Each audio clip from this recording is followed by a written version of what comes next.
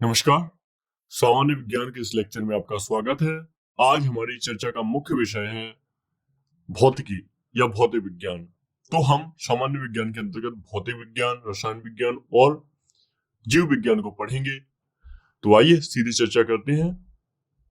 तो इसकी 3 शाखाएं याद रखिएगा, तो हम इनको क्रमशः पढ़ेंगे। पहले हम भौतिक विज्ञान पर शिफ्ट होंगे, इसके बाद हम रसायन विज्ञान की चर्चा करेंगे और अंततः हम करेंगे चर्चा जीव विज्ञान की। तो ये महत्वपूर्ण 3 शाखाएं रहेंगी, आपकी संबंधित होंगी जो साइंस से, विज्ञान विषय से। ठीक है, तो चलिए क्या क्या हम अध्ययन करते हैं विज्ञान विषय में। तो जो विज्ञान होता है, जनरल साइंस होता है या सामान्य विज्ञान होता है, इसके अंतर्गत हम बहुत सारे फंडामेंटल ऑफ फिजिक्स यानी जो भौतिकी के मूल विषय हैं, मूल अवधारणाएं हैं।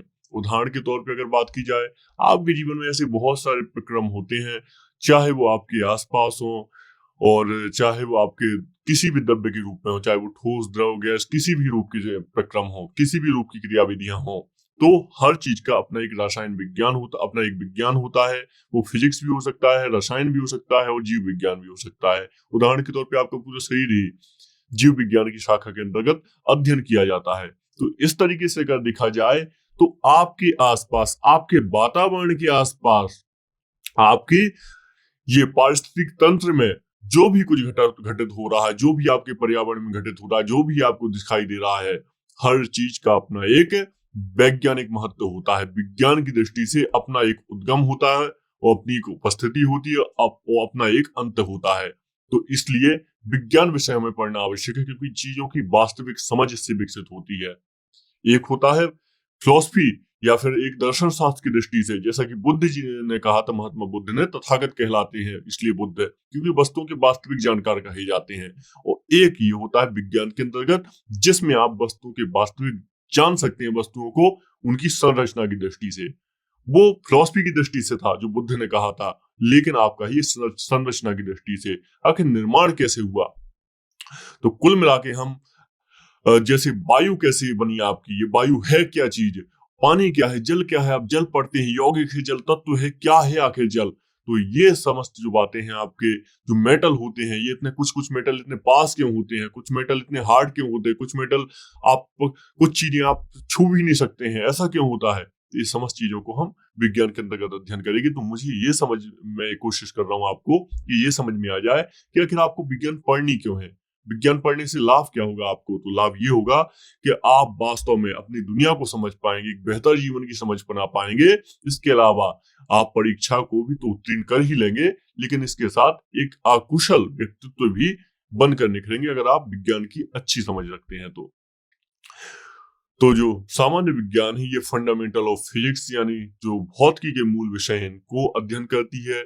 रसायन विज्ञान और बायोलॉजी के इन तीनों ही शाखाओं का मुख्य अध्ययन करती है। इनके जो फंडामेंटल होते हैं, इनके जो मूल चीजें होती हैं, उनका अध्ययन करती है।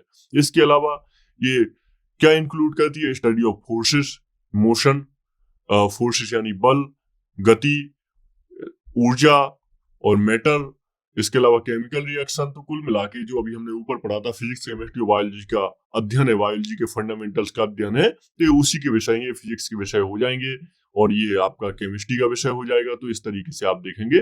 तो कुल मिला के हम इसमें बल, गति, ऊर्जा क्या होती है, थर्मोडायनेमिक्स में पढ़ेंगे हम। इसके अलावा मैटर क्या होता है, केमिकल रिएक्शन क्या होते हैं, अगर प्रकाश संश्लेषण होता है, हम बोलते हैं ना लोग कि पेड़ नहीं काटने चाहिए, तो पेड़ क्यों नहीं काटने चाहिए, इन सब चीजों का आपको उत्तर मिलेगा।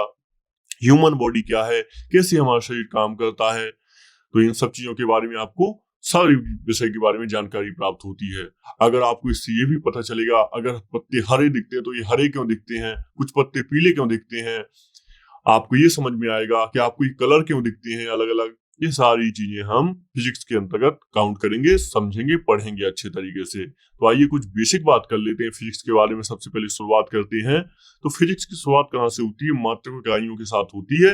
ये इसलिए पढ़ना आवश्यक है क्योंकि अगर आप ये नहीं पढ़ेंगे तो आगे चल के जब शब्द बोले जाएंगे आपको कुछ, तो कुछ शब्द समझ में नहीं आएंगे। इसलिए मात्रक इकाई पढ़नी आवश्यक होती है। तो क्या होता है इनका उपयोग, देखिए किसी भी भौतिक राशि को मापने के लिए उस राशि के एक निश्चित परिमाण को मानक मान लेते हैं। उदाहरण के तौर पे जैसे कि हमने इतिहास से बात की थी, क्लासिकल एज के गुप्त काल में हमने चित्रकला को क्लासिकल मान लिया था। तो जिस चित्रकला को क्लासिकल मान लिया था, यानी आगे के लोग जब चित्रकला बनाएंगे ना, तो ये चित्रकला बनाते समय ध्यान रखेंगे कि हमको गुप्त काल जैसी जो अजंता में चित्रकला है ऐसी चित्रकला बनानी है। बस यही कॉन्सेप्ट काम करता है आपके मात्रक में, फिजिक्स में, साइंस में। इसमें क्या किया लिया जाता है, एक परिमाण, एक जो वस्तु है, एक जो भार है, एक जो चीज है, इसको हम मानक मान लेते हैं, मतलब ये आदर्श हो गया आपका। अब इसी आदर्श के सापेक्ष, ये आदर्श आपने 1 किलो बोल दिया, अब इसी आदर्श के सापेक्ष जब भी कोई 1 किलो का कार्य करेगा तो वो इसको ध्यान में रख के करेगा। यही मात्रकों का कार्य होता है मूलतः। ठीक है, अब बेसिक अवधारणा समझ गए होंगे कि आखिर इसके पीछे लॉजिक क्या है, ये चीज आई। इसी को उस राशि का मात्रक कहते हैं। भौतिक राशियों के मापन के लिए 4 पद्धतियां प्रचलित रही हैं। इसमें पहली पद्धति है सीजीएस पद्धति। क्या होती है सीजीएस? इसको बोलते हैं सेंटीमीटर ग्राम सेकंड पद्धति। सेंटीमीटर यानी ये लंबाई का मात्रक हो जाएगा। सेंटीमीटर तो लंबाई नापी जाती है ना, सेंटीमीटर, इंच, फुट, मीटर से किलोमीटर, हेक्टेयर, किलोमीटर, इसके बाद मील, है ना, ये सब। ग्राम क्या हो जाएगा? ग्राम हो जाएगा वजन का मापक, वजन। और सेकंड क्या हो जाएगा? इस समय का मापक हो जाएगा, समय का मात्रक हो जाएगा। तो इस तरीके से अगर देखा जाए तो इसको सीजीएस पद्धति कहा जाता है। इसको फ्रेंच या मीट्रिक पद्धति भी कहा जाता है, क्योंकि ये फ्रांस में बहुत प्रचलित रही है। दूसरी पद्धति ऐसी हो जाएगी, आपकी दूसरी पद्धति हो जाएगी एफपीएस। ये एफपीएस पद्धति क्या होती है? एफपीएस ये ब्रिटिश पद्धति बोलते हैं इसको। ये ब्रिटेन में बहुत ज्यादा चर्चित रही है, मतलब प्रचलित रही है। इसको बोलते हैं फुट, पौंड। आपने सुना हो कि वहां पे जब वजन को तौलते हैं तो वो लोग पौंड की बात करते हैं, कितने पौंड का है ये, मतलब कोई सामान है तो कितने पौंड की है, बॉल कितने पौंड की है, या इसकी बात करते हैं वजन के लिए। यहाँ पे ग्राम की बात करते हैं, यहाँ पौंड की बात करते हैं। और ये क्या हो जाएगा? सेकंड। तो ये हो जाएगा एफपीएस पद्धति। पौंड, या फिर इसको पाउंड कर दीजिए, पाउंड। इसको पाउंड भी बोला जाता है, पाउंड ज्यादा सही शब्द रहेगा, तो पाउंड ही याद रखिए आप। ठीक है, तीसरा हो जाएगा एमकेएस पद्धति। ये क्या हो जाएगा? मीटर, किलोग्राम और सेकंड पद्धति हो जाएगी ये एमकेएस, यानी मीटर, किलोग्राम। इसमें लंबाई का मात्रक मीटर होगा, आदर्श मात्रक, क्योंकि सेंटीमीटर बहुत छोटा मात्रक था, इसके हिसाब से आगे चल के गणना करना मुश्किल हो जाती, इसलिए आगे चल के मीटर, सेकंड एमकेएस पद्धति आई। इसमें मीटर, किलोग्राम और सेकंड, ये 3 चीजें होती हैं, और इसी का विकसित रूप है आगे चल के एसआई पद्धति। इसको 1960 में पेरिस में अंतरराष्ट्रीय मापतौल के महाधिवेशन में इस पद्धति को स्वीकार किया गया था। वर्तमान में इसी पद्धति का प्रयोग किया जाता है। इसमें 7 मूल मात्रक होते हैं। ठीक है, तो ये एमकेएस जो पद्धति है, इसी का अगला रूप है एसआई पद्धति। तो एसआई पद्धति में 7 मूल मात्रक होते हैं। मूल मात्रक याद रखिएगा, यहाँ से सीधे प्रश्न बनते हैं।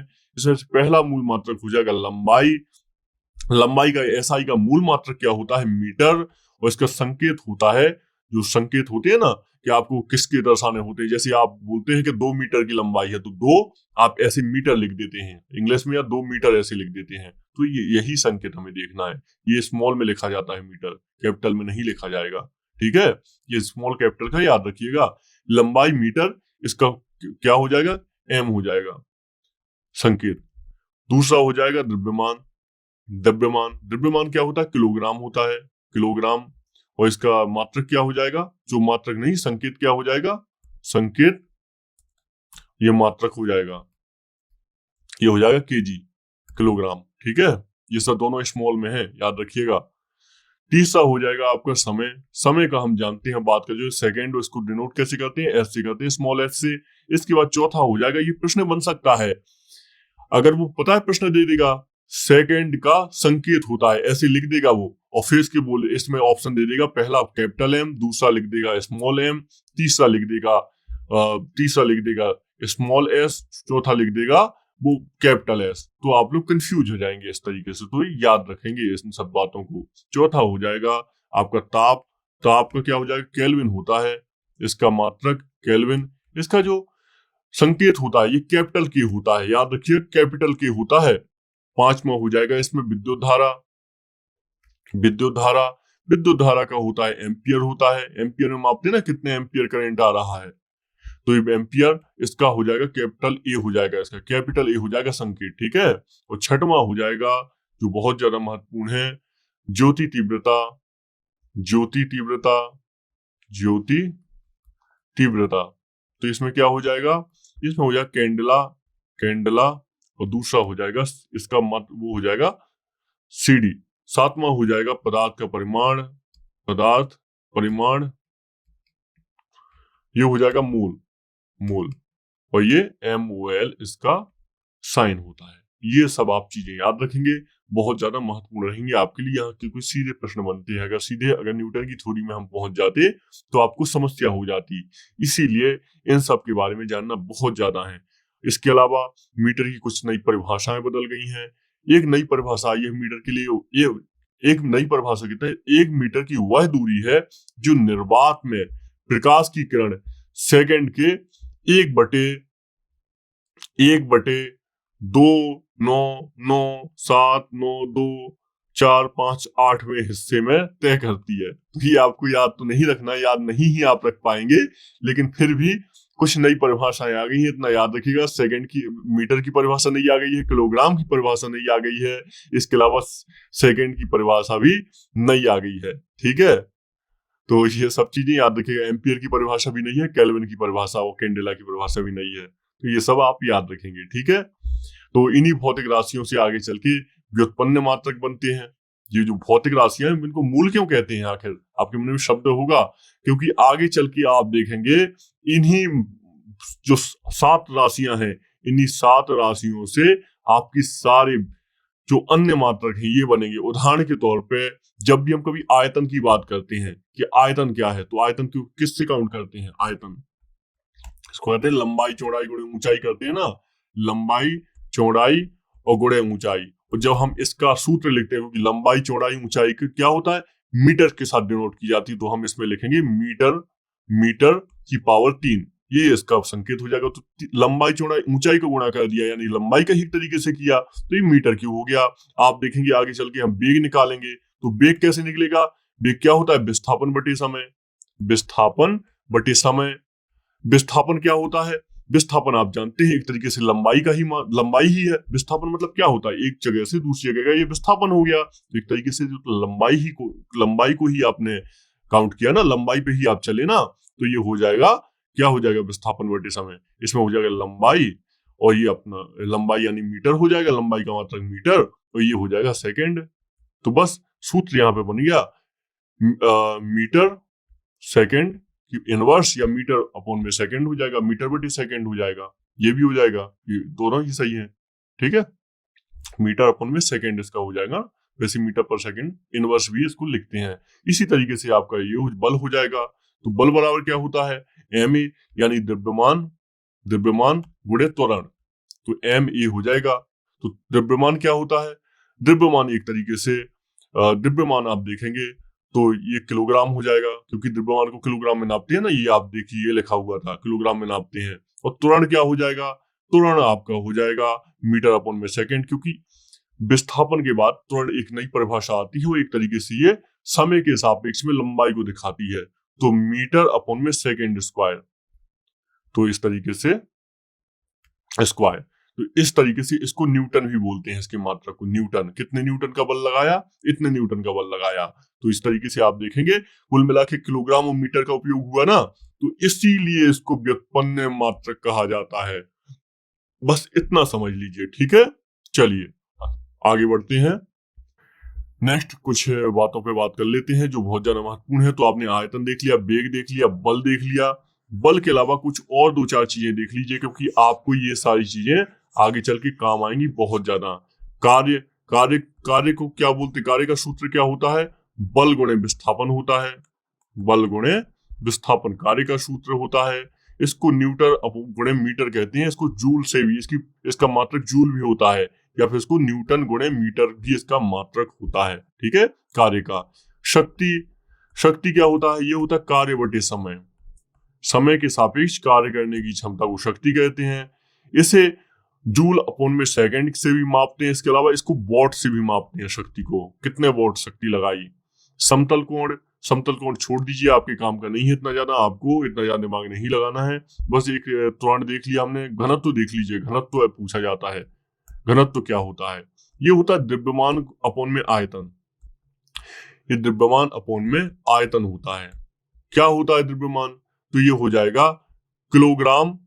द्रव्यमान क्या हो जाएगा? ये क्या हो जाएगा? किलोग्राम द्रव्यमान का, क्योंकि किलोग्राम होता है मात्रक। इसका क्या हो जाएगा? आयतन का, इसका मीटर क्यूब होता है। अभी हमने ऊपर देखा था ना, आयतन लंबाई गुणे चौड़ाई गुणे ऊंचाई बराबर आयतन होता है किसी चीज का। आयतन क्या होता है? किसी बर्तन में आपने दूध डाला तो इसमें जैसा भी ये शेप ले लिया, जैसा ये चला जाएगा, तो इसको आयतन ही बोलते हैं, इसको बर्तन का आयतन बोलेंगे। ठीक है, तो इस तरीके से घनत्व क्या हो जाएगा? तो घनत्व की परिभाषा जाएगी किलोग्राम, किलोग्राम गुणे मीटर क्यूब, ये इसकी परिभाषा हो जाएगी। ये इनवर्स में चला जाएगा। इनवर्स में क्यों चला गया? माइनस क्यों लग गया? क्योंकि हमने इसको गुणा में लिख दिया।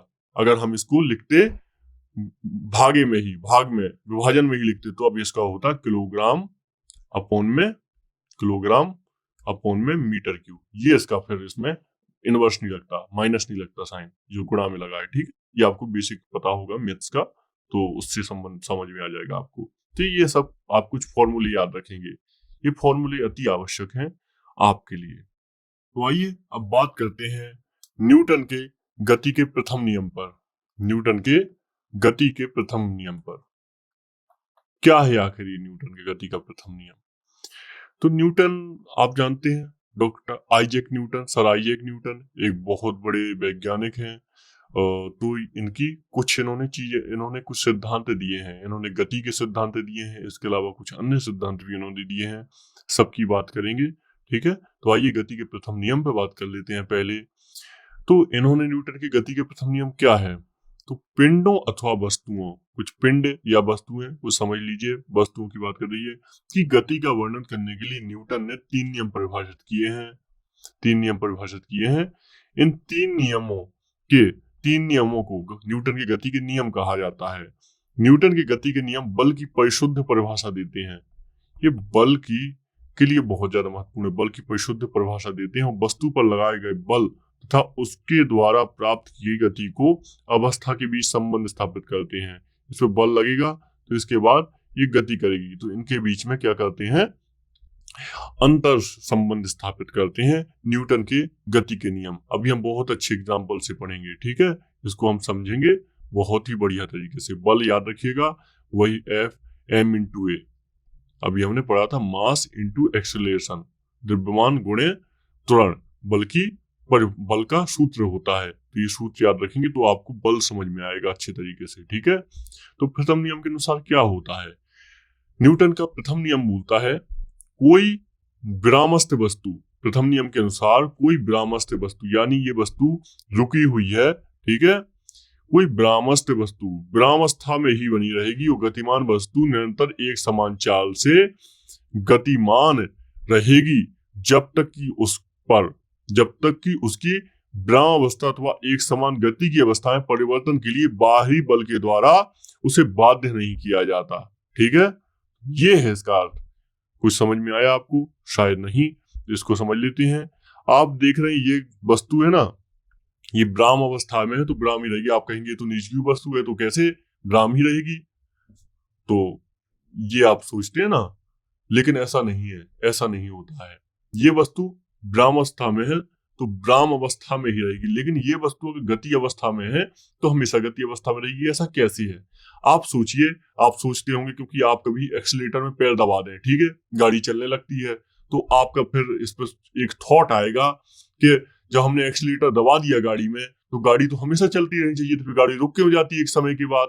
मतलब अगर हम ब्रेक ना भी लगा तो भी रुक जाती है। वो इसलिए क्योंकि कुछ ना कुछ बल कार्य करते हैं, बाहरी बल कार्य करते हैं इसको रोकने के लिए। तो इन बलों के कारण ये गाड़ी रुक जाती है। ये वस्तु स्थिर अवस्था में बनी रहती है जब तक, मतलब इस पर कोई बल नहीं लगाया जाए। जब तक बल लगाया जाए तभी ये वस्तु स्थिर अवस्था से अन्य अवस्था में पहुंचेगी। इसी तरह ये गाड़ी ना हमेशा चलती रहेगी अगर इस पर कोई बाह्य बल ना लगा जाए। लेकिन ये बाहरी बल इंसान ना भी लगाए तो प्रकृति लगा देती है। कौन से बल हैं? उदाहरण के तौर पर घर्षण बल हो गया। घर्षण बल लगेगा ना आपके टायर और रोड के बीच में, तो ये प्रकृति के द्वारा ही दिया हुआ बल है, तो ये घर्षण बल हो गया। उदाहरण के तौर पे यहाँ पे हवा के द्वारा ही बल लगाया जाएगा, जो हवा है इसको क्रॉस कर रही है ना, तो हवा के द्वारा भी एक बल लगाया जाएगा, तो ये भी गाड़ी को रोकने का कार्य करेगी। तो इस तरीके से आप देखते हैं, इसीलिए तो गाड़ी का ऐसा डिजाइन बनाया जाता है ताकि जो एयर है ये आसानी से इसका फोर्स डिवाइड होता चले और गाड़ी ज्यादा तेज चल सके, गाड़ी में ईंधन की मात्रा कम लगे। तो ये सब जो बल होते हैं, आप कई बार क्योंकि ऐसा सोच रहे हो कि जब तक हम रोकेंगे नहीं गाड़ी को तब तक गाड़ी चलनी चाहिए, लेकिन हाथ से रोकने की बात नहीं है, प्रकृति के द्वारा बल लगाए जाते हैं। इसी तरीके से ये वाला है, ये आपका बल यहाँ पे रखी हुई है वस्तु स्थैतिक अवस्था में ही रहेगी। इसको जड़त्व का सिद्धांत भी समझा जाता है, इसको जड़त्व के सिद्धांत में कहा जाता है। जड़त्व का सिद्धांत कहलाता है कि जो वस्तु जैसी है विराम विराम अवस्था में तो विराम अवस्था में रहेगी, गति अवस्था में गतिमान नहीं रहेगी। एक सीधी रेखा में निरंतर गतिमान रहने की प्रवृत्ति को ही जड़त्व यानी इनर्शिया कहा जाता है। तो ये जड़त्व का नियम समझाता है। जड़त्व के नियम में ये स्थिर है तो ये स्थिर ही रहेगी ये, जब तक बाहरी बल न लगाया जाए। वही गतिमान है, गतिमान ही रहेगी जब तक बाहरी बल ना लगे, तो बाहरी बल लगते ही है। अगर ये गाड़ी निर्वात में चल रही होती, निर्वात यानी वहां पे कोई भी प्रेशर नहीं है, कोई भी दाब नहीं है, कोई भी कुछ भी नहीं है, ना कोई हवा का प्रेशर है ना किसी चीज का प्रेशर है, तो ये गाड़ी हमेशा चलती रहेगी। तो ये होता है इसमें, ठीक है। जैसे कि हमारी सैटेलाइट भी आप देखते हैं, सैटेलाइट भी घूमते हैं ना चारों तरफ। तो ये आप पहला नियम जरूर याद रखिएगा न्यूटन का, बहुत महत्वपूर्ण है। इसमें क्या होता है, आगे चलिए बात करते हैं। तो वास्तव में जो द्रव्यमान किसी वस्तु के जड़त्व की माप होती है, तो जड़त्व क्या होता है, किसी वस्तु के द्रव्यमान जो द्रव्यमान होता है, ठीक है, जो अभी हमने बात की थी, मास की बात की थी, मास यानी द्रव्यमान जो होता है ये जड़त्व की माप होती है। मतलब कितना द्रव्यमान लगा हुआ है इसमें, कितना इसमें किलोग्राम है, तो इस हिसाब से इसकी जड़त्व की माप निर्धारित होती है, ठीक है। थोड़ा सा द्रव्यमान और भार में आप अंतर समझ लीजिए, नहीं तो आगे चल के यहाँ पे कंफ्यूज होंगे। द्रव्यमान शब्द बहुत ज्यादा महत्वपूर्ण है। तो देखिए, एक शब्द होता है भार और एक शब्द होता है द्रव्यमान। क्या होता है, द्रव्यमान को हम डिनोट करते हैं एम से और भार को करते हैं डब्ल्यू से। अब बोलते हैं ना कितने भारी हो तुम, तो ये सब चीजें। तो भार क्या होता है, ये पृथ्वी का आकर्षण बल होता है। आपको पता है पृथ्वी गुरुत्वाकर्षण बल लगाती है। और ये क्या होता है, वस्तु का परिमाण होता है, वस्तु का परिमाण। उदाहरण के तौर पे परिमाण, वस्तु कितना स्थान घेरती है, कितनी वस्तु बड़ी है, ये सब चीजें। और भार क्या होता है कि जो गुरुत्वाकर्षण लगाया जाता है पृथ्वी के द्वारा, तो उसके कारण जो आपको बल प्रवृत्तित होता है वो भार होता है। इसके अलावा इसका मात्रक न्यूटन होता है, इसका मात्रक ग्राम या किलोग्राम होता है, किलोग्राम होता है। इसके अलावा वस्तु का भार भिन्न भिन्न स्थानों पर भिन्न भिन्न हो सकता है। ये बहुत अच्छी चीजें ध्यान रखिएगा, वस्तु का भार भिन्न स्थानों पर भिन्न भिन्न हो सकता है। यानी आप ये पृथ्वी है और ये आपके उत्तरी और दक्षिणी ध्रुव है। तो अगर आप उत्तरी ध्रुव में जाएंगे ना, तो यहाँ पे ग्रेविटी ज्यादा है, तो यहाँ पे जो भार आप अक्षांशों के बीच में 1 किलो का समझ रहे हैं, उदाहरण दे रहा हूं, एक्यूरेट नहीं बता रहा हूं, 1 किलो का भार है, तो यहाँ आपको ये 2 किलो जैसा फील होगा, 2 किलो जैसा महसूस होगा। तो यहाँ पे कुल मिला के भिन्न भिन्न स्थानों पर जो भार होता है वस्तु का अलग अलग होता है, लेकिन जो वस्तु का द्रव्यमान होता है ये हमेशा अचर रहता है। ये अचर रहता है, अचर का मतलब चर नहीं होता, यानी कभी बदलता नहीं है। अगर ये पेन इस तरीके का है इसकी संरचना, तो यही संरचना रहेगी और यही इसका परिमाण रहेगा। अगर ये 2 फुट चौड़ी 2 फुट लंबी संरचना है तो ये ऐसी ही रहेगी। लेकिन इसका भार है ना जो इसी वस्तु का, तो इस वस्तु का यहाँ पे भार आ जाएगा, तो भार कम और ज्यादा हो जाएगा। अगर ध्रुवों पे आप चले जाएंगे तो भार ज्यादा हो जाएगा। तो ये सब आपको समझने की आवश्यकता थी, ठीक है। ये समस्या समझ गए होंगे आप, बहुत ही आसानी से, कोई ही बड़ी बात नहीं थी। भार और द्रव्यमान के बीच में अंतर, ये आपको आगे चल के प्रभावित करेगी, ये संकल्पना, तो याद रखिएगा। तो आइए दूसरे की बात कर लेते हैं, इसमें हम एग्जाम्पल भी देख लेते हैं। जैसे कोई कार फ्लोर पे चल रही है, तो जब तक उसको पुश ना किया जाए, जब तक उसमें बल ना लगाया जाए कार पे, तब तक वो कार रुकेगी नहीं। जैसे ही बल लगने लगेंगे तो ये कार अपने आप रुक जाएगी एक समय के बाद। तो इसी को बोलते हैं न्यूटन का प्रथम नियम। इसके अलावा इसका एक दूसरा ऑप्शन हमने बताया ही था, उदाहरण के तौर पे ये बुक रखी हुई है, ये बुक रखी रहेगी हमेशा के लिए जब तक इस बुक पे बल ना लगाया जाए। तो इसलिए बल निर्धारित करते हैं कि ये बुक आगे बढ़ेगी कि नहीं बढ़ेगी, ठीक है। तो ये सब आप चीजें जरूर याद रखेंगे। क्या हो जाएगा, F = एम ए इसका बल का फॉर्मूला है, हम देख चुके हैं। आइए आगे बात करते हैं। न्यूटन सेकेंड लॉ यानी न्यूटन का दूसरा नियम, गति का दूसरा नियम, ये क्या है? तो हमने देखा था न्यूटन के गति के प्रथम नियम से यह स्पष्ट हो गया था कि किसी वस्तु पर बाह्य बल लगाने से उसकी गति में परिवर्तन होता है। गति के परिवर्तन होने का अर्थ है वस्तु में त्वरण के उपस्थित होने से है। यानी गति में परिवर्तन होता है, अगर बाह्य बल लगता है, विराम है तो विराम रहेगी, अगर चाल गतिमान है तो गतिमान रहेगी, जब तक उसमें बाह्य बल नहीं लगाएंगे तब तक रुकेगी नहीं वो। तो गति के परिवर्तन होने का अर्थ वस्तु में त्वरण के उपस्थित होने से है, मतलब त्वरण का मतलब होता है, अभी बात करते हैं इसको साइंटिफिकली बात करते हैं, त्वरण काफी थोड़ा सा अभी आपको समझ में नहीं आएगा अगर हम शुरुआत त्वरण से ही करेंगे। तो गति में परिवर्तन होने का अर्थ वस्तु में त्वरण के उपस्थित होने से, अतः किसी वस्तु पर बल लगाने से उसमें त्वरण उत्पन्न होता है। अगर आप किसी वस्तु पर बल लगाएंगे तो इसमें त्वरण उत्पन्न होता है। इसको एक उदाहरण से थोड़ा सा समझ लेते हैं, बाद में समझेंगे क्या है ये।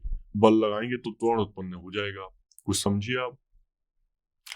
उदाहरण के तौर पे आप अचानक से, एक बाइक खड़ी हुई है आपकी, ठीक है, बाइक खड़ी हुई है अचानक से, और आप उसको अचानक से झटका दे के आगे बढ़ाते हैं, तो ये त्वरण बोलेंगे। बोलते हैं ना, गाड़ी तुरंत कर रही है, एक्सेलरेशन दबाइए, एक्सेलरेटर दबाइए। गाड़ी में होता है ना, मोटरसाइकिल में एक्सेलरेटर, कार में भी होता है। तो कार में जो एक्सेलरेटर है ये त्वरण का ही, इसको हिंदी में ना त्वरण ही बोला जाएगा। एक्सेलरेटिंग करिए तो इसको त्वरण ही बोला जाएगा। त्वरण करिए, त्वरण चलाइए, त्वरण करिए, त्वरण बढ़ाइए। तो इस तरीके से ये आप देखते हैं, तो कोई बहुत बड़ी चीज नहीं है, आसानी चीज है, बस समझने की आवश्यकता है। चलिए आगे बात करते हैं कुछ और, इसके लिए कुछ प्रयोग हुए हैं।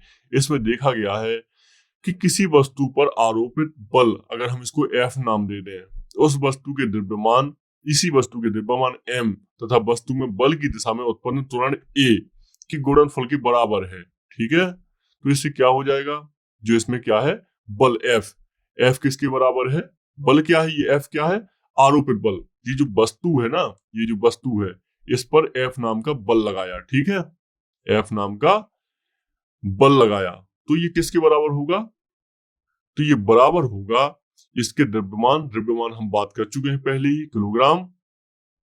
द्रव्यमान की हम बात थोड़ी देर पहले कर चुके हैं। द्रव्यमान प्रत्येक स्थान पर अचर रहता है, हम जान चुके हैं इसके बारे में। तो ये द्रव्यमान हो गया जैसे किलोग्राम, और इसको त्वरण हो गया ए, एक्सेलरेशन F बराबर, तो इसको m से डोनेट करेंगे। इसको आप भार को केजी से करते हैं डोनेट, W को, जो भार होता है ना, इसको वेट बोलते हैं ना, तो इसको केजी से करते हैं। जो द्रव्यमान होता है इसको m से करते हैं, न्यूटन इसकी इकाई होती है, तो m हो जाएगा। तो क्या इस समीकरण को ही न्यूटन का दूसरा नियम कहा जाता है, याद रखिएगा, F इक्वल टू ma, इसी को ही न्यूटन का दूसरा नियम कहा जाता है। यानी इसमें क्या हुआ, जब किसी वस्तु पर F बल लगाया जाता तो उस वस्तु की ये m इंटू a के बराबर होता है, गुणनफल के बराबर होता है। बस इतना सा है इसमें, तो ये थोड़ा समझने का प्रयास कर लीजिएगा। इसे न्यूटन का दूसरा नियम कहते हैं। बल का एसआई मात्रक न्यूटन होता है, हम जानते ही हैं, ठीक है, ये हम अच्छे से जानते हैं। तो अगर इसमें कहा जाए तो एक न्यूटन क्या है, अगर न्यूटन की अगर हम बात करेंगे तो न्यूटन क्या है, तो एक न्यूटन क्या है, यह वह बल है जो 1 किलोग्राम द्रव्यमान की वस्तु पर लगाए जाने पर उसमें 1 मीटर सेकंड का त्वरण उत्पन्न करता है। यानी 1 न्यूटन वह बल है जो 1 किलोग्राम की, यानी 1 किलोग्राम की कोई वस्तु है, इस पर 1 मीटर का त्वरण ये ले ले, ये 1 मीटर का त्वरण ले ले, यानी 1 मीटर आगे बढ़ जाइए, तो इसको कहते हैं 1 मीटर पर सेकंड स्क्वायर का त्वरण ले लिए, तो इसको बोलते हैं 1 न्यूटन का बल। ठीक है, चलिए कुछ और बात कर लेते हैं। तो ये सब आप याद रखिएगा। तृतीय नियम पे हम आएंगे, इसके एग्जाम्पल देख लें हम। तो इसमें आप देखते हैं, जो द्वितीय नियम का एक एग्जाम्पल देखते हैं, तो आप देखते हैं इसमें तो संवेग संबंधित कुछ आपको चीजें दिखाई देती हैं। इसमें संवेग परिवर्तन दिखाई देता है आपको, जिसमें आप देखते हैं कि कैच पकड़ते समय जो बॉलर होता है वो अपने हाथ पीछे खींच लेता है, ताकि जो वो टाइम पीरियड है, जो संवेग परिवर्तन का टाइम है, वेग परिवर्तन का टाइम है, ये टाइम बढ़ाया जा सके इस तरीके से, जिसको इस माध्यम से भी समझा जाता है। ठीक है, तो ये वेग संवेग से भी ये जो न्यूटन की गति का द्वितीय नियम है ये समझा जाता है। आइए बात करते हैं, अब तृतीय नियम की हम बात करते हैं। ये बहुत महत्वपूर्ण है क्योंकि ये आपको पूरी हर जगह आपको ये नियम दिखाई देगा। क्रिया प्रतिक्रिया का नियम बोलते हैं इसको। क्या बोलते हैं? क्रिया प्रतिक्रिया। यानी हर एक क्रिया के विपरीत में एक प्रतिक्रिया होती ही है और यह सार्वसत्व है और ये एक सिद्धांत है प्रकृति का। तो इसका मतलब क्या है? आप देखेंगे गति के तृतीय नियम के अनुसार जब कभी एक वस्तु किसी दूसरी वस्तु पर बल लगाती है, जब एक वस्तु जो होती है ये किसी दूसरी वस्तु पर बल लगाती है, एक वस्तु किसी दूसरी वस्तु पर बल लगाती है तो दूसरी वस्तु भी पहली वस्तु पर बराबर और विपरीत दिशा में बल लगाती है। इसका क्या मतलब हुआ? जब एक वस्तु पे आप बल लगाते हैं तो ये वस्तु भी अपने आप में विपरीत बल लगाती है, ये कहने का मतलब है। उदाहरण के तौर पे अगर आप कुएं से बाल्टी में पानी खींच रहे हैं तो आप जितना मतलब बल लगा रहे हैं तो बाल्टी भी नीचे की तरफ उतना ही बल लगा रही होती है। ये है इसका अर्थ। इसको और समझ लेते हैं। ज्वार भाटा आते हैं, ठीक है, आप देखेंगे पृथ्वी है, ज्वार भाटा आते हैं। तो ज्वार भाटा कैसे आते हैं? जब चांद इस तरफ होता है तो चांद में आकर्षण एक बल पाया जाता है, ऐसा कुछ अपने बीच में। तो जब चांद की तरफ पृथ्वी को खींचा जाता है, चांद थोड़ा सा आकर्षित करता है पृथ्वी को, तो पृथ्वी क्या है, आगे की तरफ बढ़ती है थोड़ी सी। समुद्र, बाकी तो सब समुद्र भरे है ना, इसमें कुछ स्थल मंडल को छोड़ दिया जाए तो जब प्रकृति आगे की तरफ बढ़ती है, चांद खींचता है तो इसको। लेकिन क्या होता है, और सूरज हो गया, सूरज तो और भी बड़ा मतलब ज्वार आता है। इसको ज्वार भाटा की घटना जानते हैं ना। सूरज क्या करता है, सूरज चांद पृथ्वी को अपनी तरफ खींचते हैं तो बड़े ज्वार आते हैं। लेकिन इसी भार के सापेक्ष पृथ्वी भी तो अपने पीछे एक बल लगाती है ना, प्रतिक्रिया बल, आगे जाने से खुद को रोकती है। इसी को बोलते हैं क्रिया प्रतिक्रिया का बल। इससे क्या है, पानी बहुत आगे तक आता है, फिर उसके बाद पानी लौट जाता है। बस यही होता है। अगर सोचिए आप, ये तो लॉजिक है ना हमारा कि आप किसी बर्तन में पानी रखे हुए हैं और इस बर्तन को लगातार इसी गति से आगे लेते जाइए तो ये बर्तन आपको पीछे की तरफ छलकता हुआ नहीं दिखाई देगा। इसका पानी का जो वेग होगा ये इसी तरफ होगा। लेकिन आप देखते हैं जो कटोरे होते हैं पानी के बर्तन के, आप उसको ऐसे ऐसे करिए, मूव करिए उसको दोनों तरफ, तो क्या होगा, पानी इस तरफ ऊपर आएगा, फिर इसके बाद इस तरफ छलकेगा। तो ये हमको ऐसे भी कुछ हम समझ सकते हैं चाहे तो, अगर लॉजिक लगाए हम तो, क्योंकि सारी चीजें एक जैसी होती हैं, बस थोड़ा थोड़ा कुछ अंतर ही होता है चीजों में। ठीक है, तो ये क्रिया प्रतिक्रिया का इसको नियम बोला जाता है और ये बहुत ही महत्वपूर्ण नियम है न्यूटन सर का, तो जो आज भी बहुत ज्यादा हेल्प कर रहा है मानव जाति की। ठीक है, चलिए आगे बात करते हैं। तो एक हमको यहाँ पे शब्द समझना है, संवेग। संवेग क्या होता है? संवेग एक शब्द समझ लेते हैं, इसमें समझ लेते हैं यहाँ पे संवेग, क्योंकि ये दूसरे नियम से संबंधित है। इसको इंग्लिश में मोमेंटम बोलते हैं। क्या बोलते हैं? मोमेंटम। क्या होता है संवेग?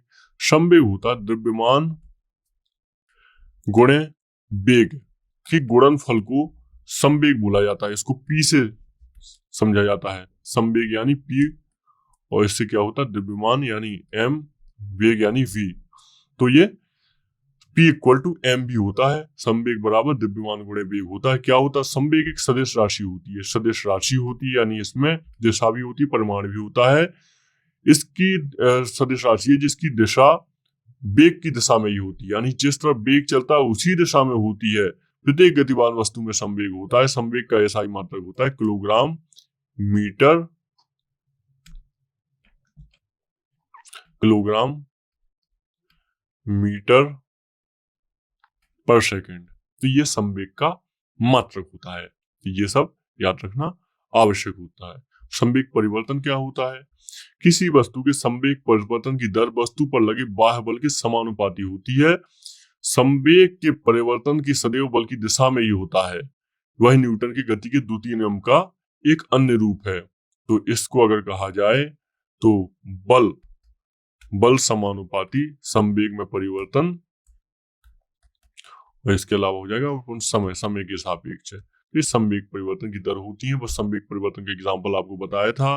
जब एक बॉलर मतलब एक कीपर बॉल को कैच करता है या फिर कोई भी बॉल को कैच करता है तो वो अपने हाथ नीचे की तरफ ले जाता है धीरे से। तो इससे क्या होता है, जो वेग बॉल का आ रहा था तो वो जब हाथों में आया तो हाथों को जब पीछे की तरफ खींचते गए तो इससे क्या होता है, जो बॉल का संवेग है इसको ज्यादा समय मिल जाता है और चोट लगने से बच जाती है। आपको ये, अगर आपने इमेजिन कर लिया ना ये वाला एग्जाम्पल, तो आपको बहुत ज्यादा आसानी हो जाएगी इन सब चीजों को समझने में।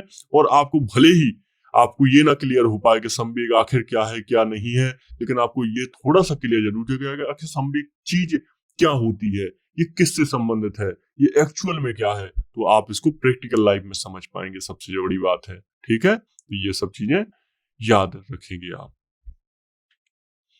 तो न्यूटन का हमने तीसरा लॉ भी देख लिया है। इसमें हमने देखा किस तरीके से आप एक बल लगाते हो, उसकी प्रतिक्रिया में एक दूसरा बल लगता है इसके अपोजिट डायरेक्शन में। तो हम इस तरीके से देख चुके हैं तीसरे लॉ को। तो ये जो लॉ है, तीनों लॉ हैं, ये डिस्कवर किए थे सर आइजैक न्यूटन ने। इनके बारे में कुछ दिया हुआ है, ये साइंटिस्ट थे। इन्होंने इसके अलावा और भी कुछ खोजें की हैं। न्यूटन्स लॉ ऑफ मोशन यानी गति के 3 नियम, ये बहुत ही ज्यादा महत्वपूर्ण है। ठीक है, गति के 3 नियम। इसके अलावा इन्होंने कुछ और भी नियम दिए हैं जो आपके संबंधित हैं भौतिक विज्ञान की अन्य शाखाओं से। ठीक है, तो हम उनकी चर्चा आगे करेंगे, अभी उनकी चर्चा करना ज्यादा लेंदी हो जाएगा यहाँ पे, तो आगे करते हैं हम उनकी चर्चा। तो आइए एक दो चीजों को समझ लेते हैं, इसके बाद में आज अपने इस लेक्चर को हम यहीं कंप्लीट करेंगे। तो इसमें आप देखेंगे एक महत्वपूर्ण है कार्य। कार्य क्या होता है, किसी वस्तु पर बल लगाकर उसकी स्थिति में परिवर्तन किया जाए तो उसको कार्य कहा जाता है। यानी वस्तु में बल लगा दिया हमने और इसकी स्थिति परिवर्तन हो गई, ये वस्तु यहाँ पे आ गई, तो इसको क्या कहेंगे, कार्य कहेंगे।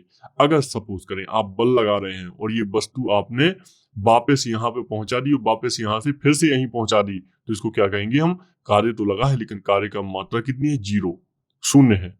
तो इस तरीके से आप देखेंगे तो कार्य होता है। अगर ये वस्तु आप बल लगाते हैं यहीं पर रहती है तो इसको कार्य नहीं माना जाएगा। तो ये कार्य की परिभाषा होती है, आपको थोड़ा सा आइडिया रखना है। इसका सूत्र होता है बल गुणे बल की दिशा में विस्थापन, यानी जिस दिशा में बल लग रहा है उसी दिशा में विस्थापन होना चाहिए। विस्थापन क्या होता है, एक पॉइंट से दूसरे पॉइंट में आपका जगह बदल जाए समय के सापेक्ष, तो इसको विस्थापन बोलते हैं। ठीक है, तो ये आप याद रखेंगे। इसका सूत्र होता है W बराबर, कैपिटल W है capital S into small s।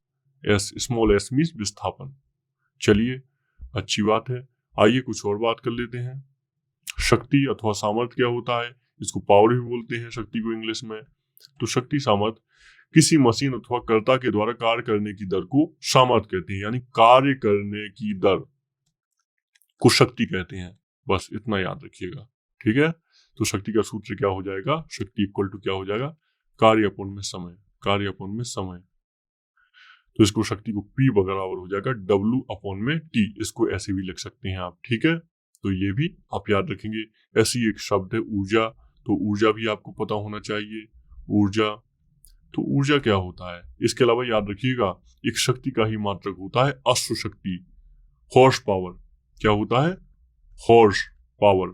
तो अश्व शक्ति क्या क्या होती है, एक अश्व शक्ति बराबर होते हैं 746 वाट। एग्जाम में बहुत क्वेश्चन बनता है, बहुत ज्यादा। ठीक है, शक्ति का ऐसा ही मात्रक होता है जूल पर सेकेंड, इसे वॉट कहते हैं, वॉट। लेकिन इसके अलावा शक्ति का एक अन्य मात्रक होता है अश्व सामर्थ्य, अश्व शक्ति। तो इसको एक अश्व शक्ति में 746 वॉट होते हैं, ये आप याद रखेंगे, प्रश्न बनता है एग्जाम में। ऊर्जा क्या होती है, किसी वस्तु के कार्य करने की क्षमता को ऊर्जा कहते हैं। कार्य करने की दर को शक्ति कहते थे, यहाँ पे क्षमता को ऊर्जा कहते हैं। अंतर थोड़ा सा याद रखिएगा, सीधे प्रश्न बनते हैं। ऊर्जा के अनेक रूप होते हैं, यांत्रिक ऊर्जा हो जाएगी, ऊष्मा प्रकाश है, ध्वनि ऊर्जा हो जाएगी। हम देखेंगे आगे चल के कैसे ध्वनि ऊर्जा विद्युत ऊर्जा ध्वनि ऊर्जा में बदलती है माइक्रोफोन से, ये सब भी हम देखेंगे आगे चल के। तो ऊर्जा के अपने आप में अनेक रूप होते हैं और ये एक अदिश राशि होती है। ठीक है, अदिश राशि होती है, इसमें दिशा नहीं होती लेकिन परिमाण तो होता है। इसका ऐसा ही मात्रक होता है जूल। ठीक है, तो ये ऊर्जा याद रखिएगा। इसके अलावा यांत्रिक ऊर्जा भी होती है एक चीज, यांत्रिक ऊर्जा भी एक अलग ये अलग ही चीज होती है ऊर्जा से। इसमें क्या होता है, यांत्रिक किसी पिंड को के कुछ यांत्रिक कार्य करने की क्षमता प्रदान करती है। पिंड को कुछ यांत्रिक किसी पिंड को कुछ यांत्रिक कार्य करने की क्षमता प्रदान करती है। कुछ ऊर्जा ऐसी होती है, दो प्रकार की होती है। ये होती है पहली गतिज ऊर्जा और दूसरी होती है स्थितिज ऊर्जा। स्थितिज, ठीक है। स्थितिज ऊर्जा क्या होती है? कोई वस्तु स्थितिज अवस्था में, मतलब शून्य की अवस्था में, मतलब वहीं पर एक जगह टिकी हुई है, तो उसमें भी एनर्जी होती है, उसमें होती है स्थितिज ऊर्जा। गतिज ऊर्जा क्या होती है? कोई चीज गति के अनुसार चल रही है तो इसको गतिज ऊर्जा बोलते हैं। इसका सबसे अच्छा उपयोग होता है विद्युत उत्पादन में। आपको पता है बांधों में क्या किया जाता है? बड़े बड़े बांध होते हैं, ये जलप्रपात होते हैं, यहाँ से एक टनल लाई जाती है, यहाँ पाइप लाया जाता है, इसके बाद यहाँ पे आप देखेंगे टरबाइन को घुमाया जाता है। टरबाइन को, ये टरबाइन कैसे घूमता है? ये टरबाइन घूमता है इस नोजल के माध्यम से, जो टरबाइन में पानी डाला जाता है। तो यही तो गतिज ऊर्जा है ना। यहाँ से देखिए गतिज ऊर्जा गति कर रहा है, पानी यहाँ पे भी गति कर रहा था, यहाँ पे भी गति कर रहा है, और ये गति करते करते इसका मुख इतना छोटा होता है नोजल का कि बहुत तेजी से पानी निकलता है, और ये जो होते हैं ब्लेड, ये घूमते हैं। ये होते हैं जनरेटर से कनेक्ट होते हैं, तो यहाँ से बिजली बनती है। आगे जाके टावर के माध्यम से बिजली लोगों के घरों तक पहुंचती है, टावर और तारों के माध्यम से। तो ऐसे ही तो होता है बिजली का उत्पादन। तो ये एक प्रोसेस होता है। तो गतिज ऊर्जा का हमने एक अच्छा एग्जांपल लिया। स्थितिज ऊर्जा का मतलब होता है कि कोई चीज स्थिर अवस्था में है तो ये उसमें भी एक ऊर्जा होती है, ठीक है। तो ये दोनों याद रखिएगा। गतिज ऊर्जा का फॉर्मूला होता है, काइनेटिक एनर्जी बोला जाता है इसको, इंग्लिश 1/2 mv², ठीक है। ये इसका सूत्र होता है। इसके अलावा जो स्थितिज ऊर्जा होती है इसको पोटेंशियल एनर्जी बोलते हैं। इसको सूत्र होता है mgh। m द्रव्यमान, g गुरुत्वीय त्वरण, h ऊंचाई होता है। तो ये आप सारी चीजें याद रखेंगे जो हमने न्यूटन की गति से संबंधित चीजें पढ़ी, ये आपको बहुत हेल्प करेंगे। आगे चल के एक नए टॉपिक पर बात करेंगे। आज के लिए इतना ही। नमस्कार।